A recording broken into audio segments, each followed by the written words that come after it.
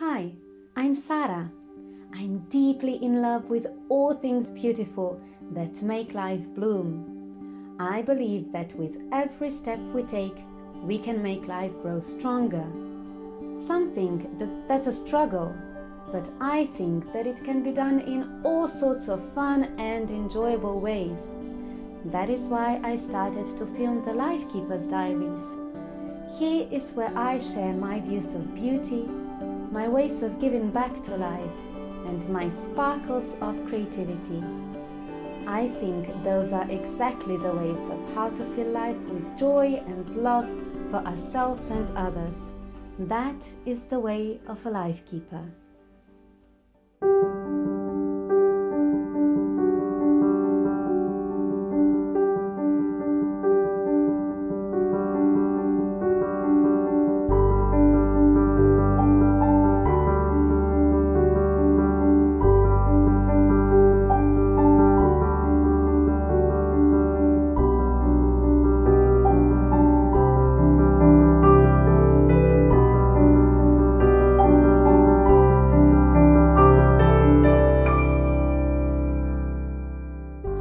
Danes se dotikam ene teme, za katero me je fajn grizla že kar nekaj časa, da se je moram dotakniti oziroma da se je želim dotakniti oziroma jo pač osvetliti.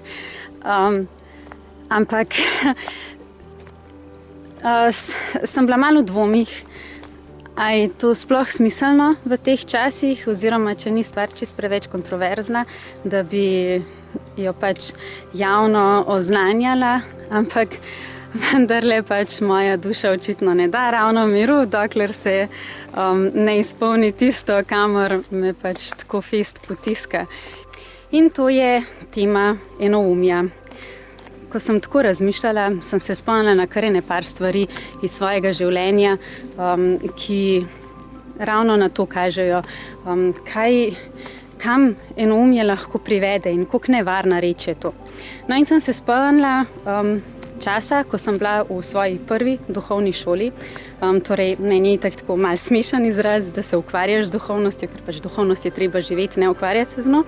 No, ampak, ko sem bila še najstnica, sem hodila enkrat tedensko v eno duhovno šolo, kjer smo veliko meditirali, pa ene kozmograme smo risali, pa veliko smo se pogovarjali in tako.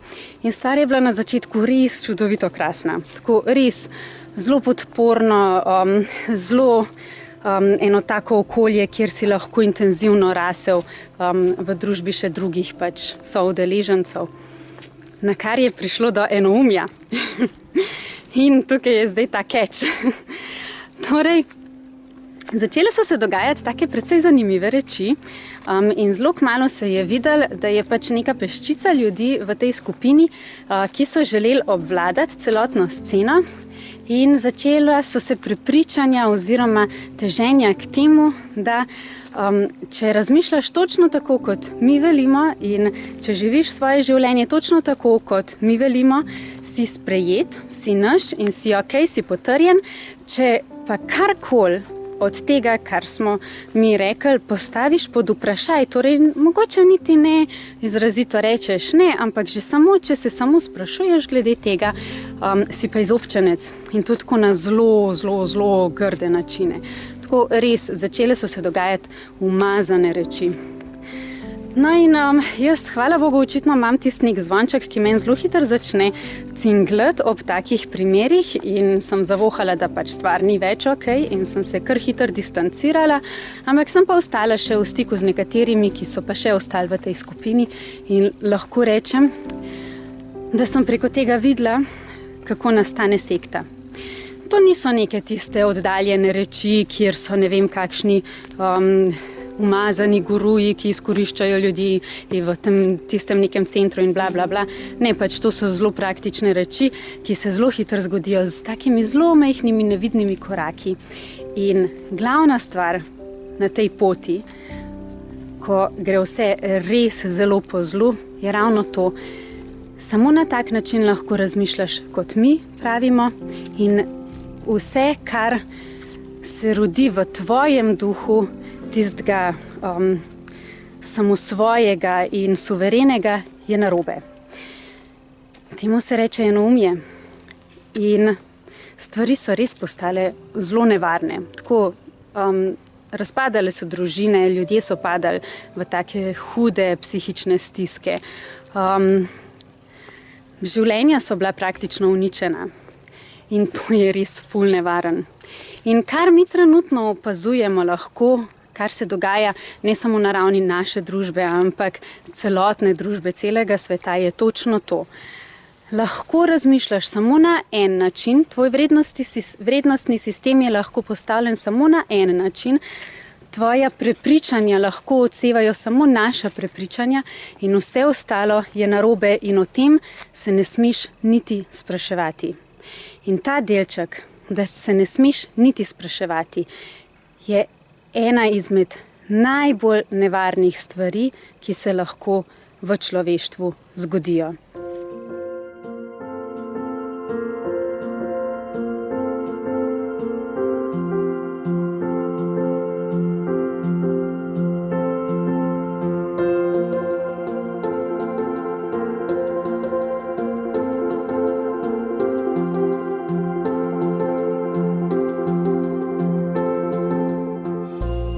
No in potem sem se spomnila časa, ko sem delala kot učiteljica in to je bila ravno ena izmed glavnih stvari, katerih sem se jaz na nek način bala kot bodoča učiteljica. A bom sposobna ohraniti tisto iskreno zvedavost v otrocih in jo podpreti na tak zdrav način in voditi otroke na način, da bojo čim več odgovorov črpali iz sebe, ali bo vmes posegel moj ego, ki bo zahteval, da je samo moja pravilna in oni morajo poslušati mene kot neko avtoriteto. No in tako smo prišli enkrat do ene take zanimive situacije, ki je meni eden izmed najljubših spominov iz časa mojega dela kot učiteljica. Učili smo se o temi živa in neživa narava. In jaz sem imela v skupini dva fanta, ki sta bila strašno pametna, tako res bistra fanta za znoret. In jaz sem oboževala njun njuno tisto res prodorno bistroumnost. No in pač jaz sem imela to srečo, da sem delala v recimo temu alternativnem sistemu in takrat šola še pač ni bila akreditirana strani države in so bili otroci, ki sem jih jaz imela v razredu, formalno šolajoči na domu. No, pa smo se začeli pogovarjati o tem, kaj je živa in kaj ne živa narava. In so me začeli otroci spraševati za različne stvari, a so pač živa, neživa narava, pač najprej smo razložili, katere stvari opredeljujejo živo in katere stvari opredeljujejo neživo naravo. In ta dva fanta, sem že kar videla, kako so njuni možgančki začeli delati in se je kar iskrili od njih, sta začeli razmišljati, kaj je zdaj smisel tega razvrščanja na živo in neživo naravo. In sta me začela spraševati o takih stvarih, ki so lahko mogoče malo mejne, a je to pod eno ali drugo klasifikacijo. In sta prišla do elementa ognja. In sta rekla, ja, ampak, a veš, Sara, mi smo se tikali in pač jaz sem bila Sara, pač nisem bila neka gospa Aranela ali kaj takega. In sta rekla, veš, Sara, kaj pa ogenj? Ampak ogenj, a ne, če daš poleno na njega, pomeni, da je poleno pojedel in mu je to dal moč in je zrastel. Tudi potrebuje kisik in zrak, da lahko gori, tako da v bistvu in je, in diha, in lahko raste in vse te zadeve. In me je bilo to tok zakon. Prav tisto. Bravo, fanta, za ta razmislek in za to sposobnost stati za svojim razmislekom. Bravo. In bravo za to odprtost, kaj vse lahko zajame ta tvoj razmislek v nek pojem. Meni je bilo res to toliko čudovito opazovati. In sem jima rekla, ja, v bistvu imate res point tukaj, imate smisel, super, da tako razmišljate. In smo šli skozi nadaljnji razmislek in sem rekla, ja, veste, v bistvu v vseh kulturah našega sveta ne poznajo tega razločevanja med živo in neživo naravo. Nekaterim se to celo zdi zelo nesmiselno in recimo poznam zgodbo ameriških staroselcev, ki sploh ne morejo doumeti te naše potrebe po ločevanju po živi in neživi naravi oziroma kakršnem koli takem ločevanju znotraj tega sveta. In med njimi velja, da ne obstaja živa in neživa narava, ampak je čisto vse na tem svetu polno tega istega diha življenja, kot je v meni, kot je v tebi, kot je v rastlinah, v živalih. Čisto vse, kar obstoja na tem svetu, ima isti dih življenja, torej vse živi. Nič ni neživo, ampak vse živi. In sem jima rekla, da v resnici se tudi jaz strinjam s tem, tudi jaz čutim življenje na isti način, ampak dejstvo pa je, da pač ljudje so sklenili ta dogovor, da obstaja živa in neživa narava in po kakšnih smernicah se to ravna, na kakšen način razvrščamo različne stvari v živo ali neživo naravo.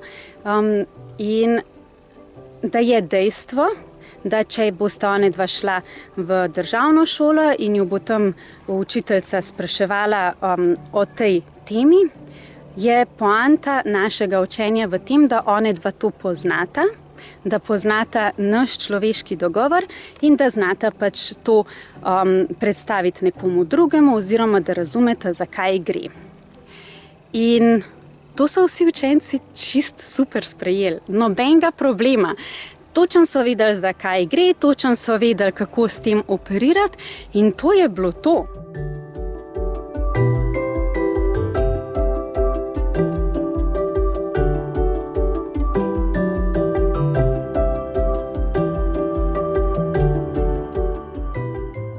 Ampak poanta vsega skupaj je pa v tem, da v otroku ne ubiješ te zvedavosti, te svojevrstnosti, tega individuma, ki se želi izraziti na svoj način, ki želi dojemati življenje na svoj enkratni način.